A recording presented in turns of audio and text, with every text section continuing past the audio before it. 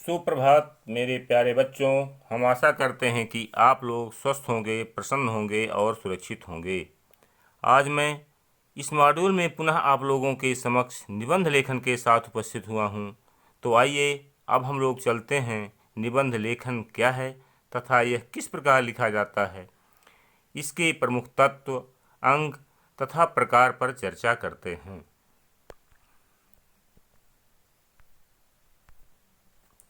गद्य की विधाओं में निबंध रचना एक मुख्य विधा है, इसलिए निबंध लेखन को भाषा शिक्षण का एक अनिवार्य अंग माना गया है। निबंध के तत्व। पहला है विषय प्रतिपादन। निबंध में विषय के चयन की छूट रहती है, परंतु विषय का प्रतिपादन आवश्यक है। भाव तत्व। भाव तत्व होने पर ही कोई रचना निबंध की श्रेणी में आती है, अन्यथा वह मात्र लेख बनकर ही रह जाती है। भाषा शैली। निबंध की शैली के अनुरूप ही उसमें भाषा का प्रयोग होता है। निबंध एक शैली में भी लिखा जा सकता है तथा उसमें अनेक शैलियों का मिश्रण भी हो सकता है। स्वच्छंदता। निबंध में लेखक की स्वच्छंद वृत्ति दिखाई देनी चाहिए, परंतु मौलिकता भी बनी रहनी चाहिए। व्यक्तित्व की अभिव्यक्ति। निबंध में लेखक के व्यक्तित्व की झलक आवश्यक है। संक्षिप्तता। निबंध में संक्षिप्तता उसका अनिवार्य गुण है। तो आइए हम लोग आगे चलते हैं निबंध के अंग पर। निबंध के 3 अंग होते हैं: भूमिका, विस्तार और उपसंहार। तो चलिए हम लोग एक एक को विस्तार से जानते हैं। भूमिका। इसे प्रस्तावना भी कहते हैं। भूमिका में विषय का परिचय दिया जाता है तथा पाठक को आकर्षित करने के लिए रोचक ढंग से बात कही जाती है। विस्तार। भूमिका के पश्चात निबंध का विस्तार आरंभ होता है। यह निबंध का मुख्य अंग है। इसमें निबंध से संबंधित विभिन्न बिंदुओं को एक एक करके क्रमबद्ध ढंग से अनुच्छेद में बांटकर प्रस्तुत किया जाता है। इसके लिए विचार की क्रमबद्धता आवश्यक है। उपसंहार।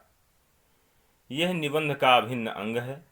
इसमें निबंध में कही गई बातों को सारांश रूप में प्रस्तुत किया जाता है। तो आइए हम लोग आगे चलते हैं निबंध के प्रकार पर।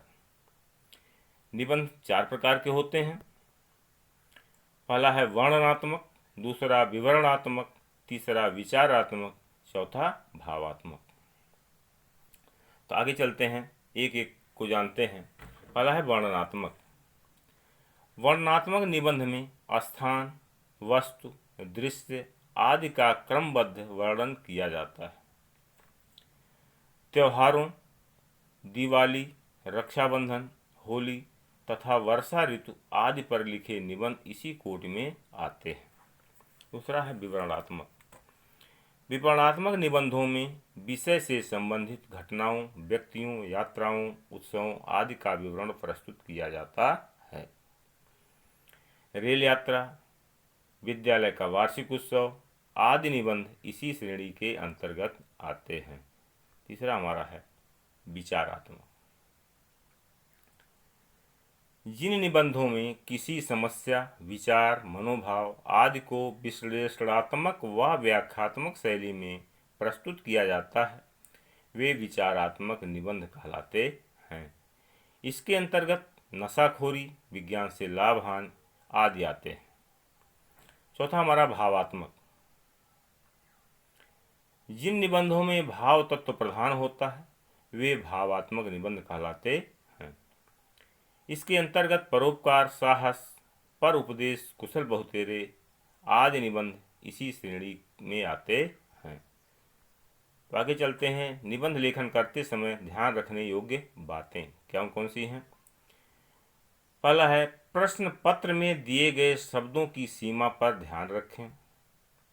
दूसरा, भाषा की शुद्धता का ध्यान रखें तथा विराम चिन्हों का यथास्थान प्रयोग करें।